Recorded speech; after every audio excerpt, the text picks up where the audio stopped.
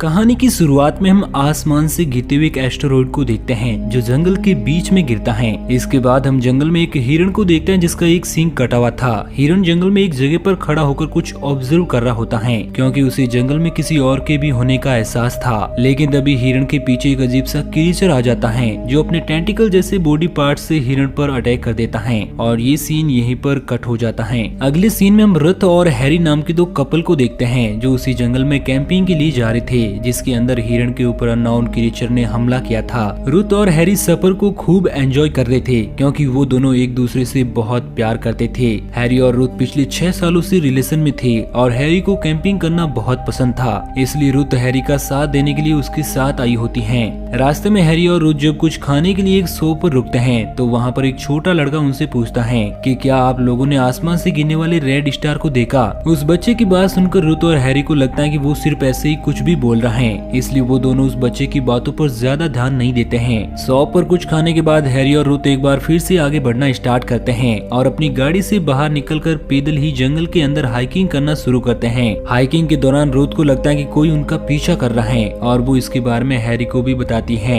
लेकिन हैरी को रुथ की बातों पर यकीन नहीं होता क्योंकि वो इससे पहले कई बार जंगल के इस इलाके में हाइकिंग के लिए आ चुका है। अब पूरे दिन हाइकिंग करने के बाद शाम को हैरी और रुथ एक सेफ जगह पर अपना कैंप लगाते हैं और रात का खाना खाने के बाद अपने कैंप में आराम से सो जाते हैं। लेकिन रुथ को नींद नहीं आ रही थी और रात में जब वो टॉर्च लेकर कैंप से बाहर आती है तो उसे कैंप से कुछ दूरी पर खड़ा एक हिरण दिखाई देता है जो कि अजीब तरीके से रुथ को देख रहा था। ये वही हिरण होता है जिसे हमने मूवी की स्टार्टिंग में जंगल में देखा था, जिसके ऊपर किसी अजीब से जानवर ने पीछे से हमला कर दिया था। हिरण को अपनी तरफ अजीब तरह से घूरते हुए देखकर रुथ पूरी तरह से हैरान होती है कि तभी हैरी पीछे से आ जाता है जिसकी वजह से रुथ डर जाती है। अब रुथ हैरी को भी उसी हिरण के बारे में बताती है जो कि जंगल में कुछ दूरी पर खड़ा होकर रुथ को घूरा था, लेकिन हैरी रुथ की बातों पर ज्यादा ध्यान नहीं देता है क्योंकि अब वो हिरण भी वहाँ से जा चुका था। अगली सुबह हैरी रुथ के साथ हाइकिंग करते हुए आगे बढ़ता है और जल्दी वो दोनों जंगल से बाहर समुद्र के पास आ जाते हैं जहाँ से समुद्र का एक खूबसूरत नजारा दिखाई दे रहा था। रुथ इस खूबसूरत नजारे को देखकर बहुत ही खुश होती है और इस मौके का फायदा उठाकर हैरी रुथ को शादी के लिए प्रपोज भी कर देता है। लेकिन अचानक से रुथ की हालत खराब होना शुरू हो जाती है और उसे पैनिक अटैक आने लगते हैं। दरअसल अक्सर रुथ को ऐसे पैनिक अटैक आते रहते हैं, इसलिए रुथ जहाँ पर भी जाती है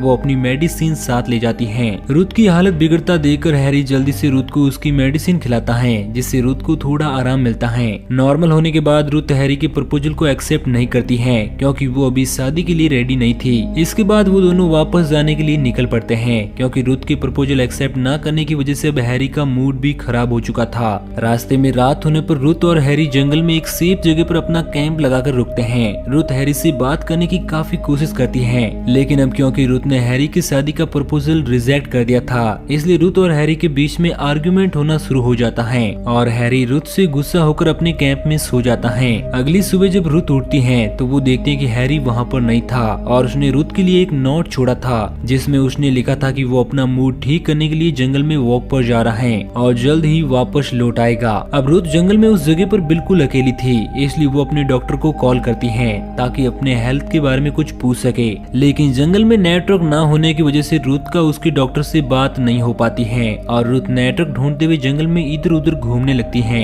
कुछ दूरी पर जाने के बाद रुथ के मोबाइल में नेटवर्क आ जाता है और उसके डॉक्टर को कॉल भी लग जाता है, लेकिन रुथ अपने डॉक्टर से बात किए बिना ही कॉल कट कर देती है और कुछ दूरी पर उसे एक हिरण की डेड बॉडी दिखाई देती है जिसे किसी ने बहुत ही बुरी तरह से मारा था और अब उसकी पूरी बॉडी पर किसी अननोन ब्लैक थिंग का कब्जा था। ये हिरण कोई और नहीं बल्कि वही हिरण होता है जिसके ऊपर किसी अजीब से दिखने वाले जीव ने हमला किया था। रुथ ये सब देखकर पूरी तरह से डर जाती है, लेकिन अब वहाँ पर हैरी भी आ जाता है जिसे देखकर रुथ को थोड़ी हिम्मत मिलती है और वो हैरी को सारी बातें बता देती है कि ये हिरण वही है जिसने उसे जंगल में घूरा था। रुथ की बातें सुनकर हैरी उसे समझाता है कि जरूर तुम्हें कोई गलत फहमी हुई होगी क्योंकि इस विशालकाय जंगल में एक से दिखने वाले बहुत सारे हिरण रहते हैं। इसके बाद हैरी रुथ के साथ वापस से अपने कैंप में आ जाता है जहाँ पर वो रुथ को समझाता है कि जरूर वो हिरण किसी खतरनाक बीमारी की चपेट में आने की वजह से मारा गया होगा और तुम्हें डरने की कोई जरूरत नहीं है क्योंकि जब तक मैं तुम्हारे साथ हूँ तुम्हें कुछ नहीं होने दूंगा।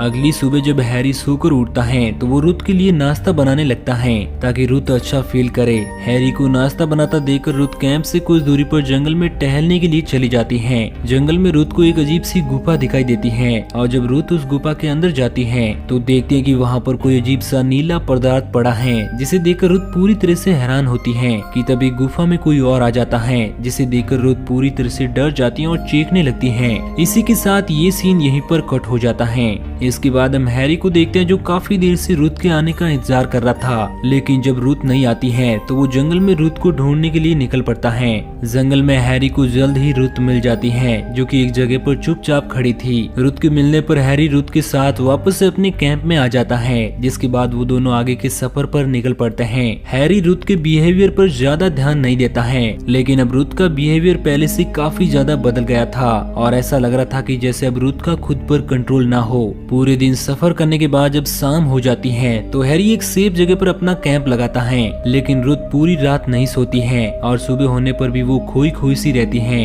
रुथ को साथ देकर हैरी उससे बात करने की कोशिश करता है, लेकिन रुथ हैरी की बातों का कोई भी जवाब नहीं देती है, जिसके बाद हैरी भी शांत हो जाता है और रुथ से बात नहीं करता। कुछ देर बाद रुथ अचानक से हैरी से बातें करने लगती है और उससे कहती है कि मैंने शादी के लिए इनकार करके बहुत गलत किया और अब मैं चाहती हूँ कि तुम मुझे शादी के लिए वापस से उसी जगह पर प्रपोज करो जहाँ पर पहले किया था। हैरी रुथ से बहुत ज्यादा प्यार करता था, इसलिए वो तुरंत इसके लिए राजी हो जाता है और इसके बाद रुथ और हैरी जंगल से बाहर समुद्र के पास आ जाते हैं, लेकिन अचानक से रुथ हैरी पर अटैक कर देती है और उसे धक्का देकर चोटी से नीचे गिरा देती है। चोटी से नीचे गिरने पर हैरी एक चट्टान से टकराता है, जिससे उसकी वहीं पर मौत हो जाती है। हैरी को चोटी से नीचे गिराकर मारने के बाद रुथ जंगल में तेजी से भागने लगती है और काफी देर तक भागने के बाद रुथ थक कर एक जगह पर रुक जाती है। अब यहाँ पर वायन और रे नाम के कपल आ जाते हैं जो रुथ को जमीन पर पड़ा देकर उससे पूछते हैं कि उसे क्या हुआ है। इस पर रुथ वायन और रे को बताती है कि उसे कुछ भी याद नहीं है। रुथ की ऐसी हालत देखकर वायन और रे पुलिस को बुलाना चाहते हैं, लेकिन वो ऐसा नहीं कर पाते क्योंकि उनके मोबाइल में भी नेटवर्क नहीं था।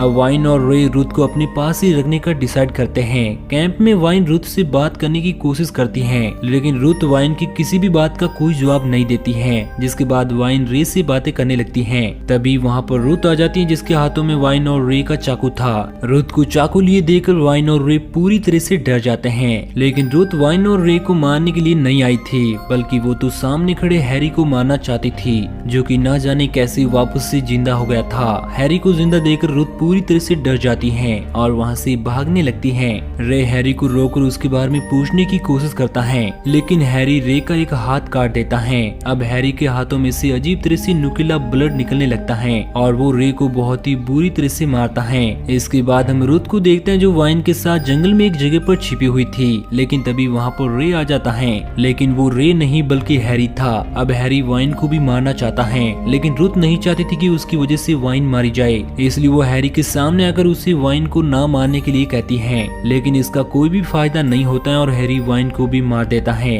इसके बाद हैरी रुथ से पूछता है कि तुम्हें मेरे बारे में ये सब कैसे पता चला। इस पर रुथ हैरी को बताती है कि जब वो जंगल में टहलने के लिए गई थी तो उसे जंगल में एक गुफा मिली जिसके अंदर हैरी की डेड बॉडी थी और उसका भी सेम वैसा ही हाल था जैसा कि हिरन की डेड बॉडी का था, जिसे देखकर रुथ पूरी तरह से डर गई क्योंकि अब उसे समझ में आ गया था कि हैरी तो कब का मारा जा चुका है और उसके साथ जो हैरी बनकर रह रहा है वो हैरी नहीं बल्कि कोई बहरूपिया है। ये सब जानकर रुथ पूरी तरह से डर गई और अब उसे पैनिक अटैक भी आने लगा, जिसके बाद रुथ ने अपना टेबलेट खाकर खुद को ठीक किया, लेकिन तभी वहाँ पर रुथ को ढूंढता हुआ वही बहरूपिया हैरी आ गया और इसी वजह से तब से रुथ काफी बदली और डरी डरी सी रहने लगी थी। दरअसल मूवी के स्टार्टिंग में हम आसमान से गिरते हुए जिस एस्टेरॉयड को देखे थे उसी एस्टेरॉयड के साथ एक एलियन अर्थ पर आ गया था जो किसी भी जानवर या व्यक्ति का रूप ले सकता था। एलियन ने ही हिरण पर हमला करके उसे मारा था और हिरण का रूप लेकर जंगल में कैंपिंग करने आए रुथ और हैरी को घूर रहा था। मौका पाकर एलियन ने हैरी को मार दिया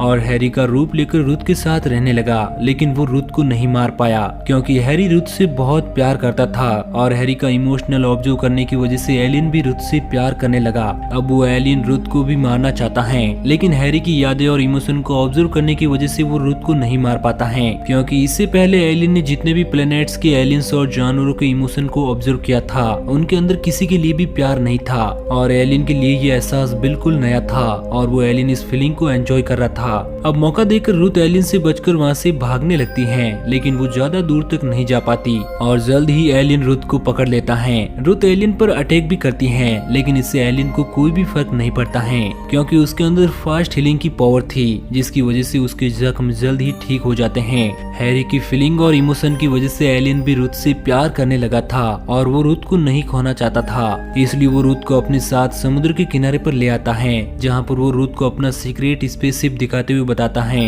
कि जल्द ही अर्थ पर मेरे बाकी के साथी भी आ जाएंगे जो पूरे अर्थ पर कब्जा कर लेंगे, इसलिए मैं चाहता हूँ कि तुम मेरे साथ चलो। रुथ एलियन की बातों पर ध्यान नहीं दे रही थी क्योंकि समुद्र में शार्क को देखकर रुथ को एलियन को मारने का आइडिया आया था, जिसके बाद रुथ एलियन पर हमला करके समुद्र में भागने लगती है और एलियन रुथ का पीछा करता है, लेकिन रुथ के हमले से एलियन की बॉडी से निकल रहे खून की वजह से शार्क एलियन की तरफ अट्रैक्ट होती है और वो एलियन पर अटैक करके उसे मार देती है। ये सब देखकर रुथ वहाँ से जंगल की तरफ भागने लगती है, लेकिन वो एलियन अभी भी जिंदा था क्योंकि उसने तो शार्क को ही मार दिया था और अब वो रुथ के पीछे जाता है। रुथ जल्दी कैंप के पास पहुँच जाती है जहाँ पर वो बचा हुआ खाना खाकर अपनी भूख मिटाती है। अब रुथ को एक बार फिर से पैनिक अटैक आने लगता है, जिसके बाद रुथ आखिरी बचा टैबलेट खाकर खुद को ठीक करती है, लेकिन अब यहाँ पर भी एलियन आ जाता है जो रुथ को एक अजीब सी कोकोन में कैद करके अपने टैटिकल की मदद से रुथ के इमोशन और उसकी यादों को ऑब्जर्व करने लगता है ताकि वो खुद रुथ का रूप लेकर रुथ को मार दे।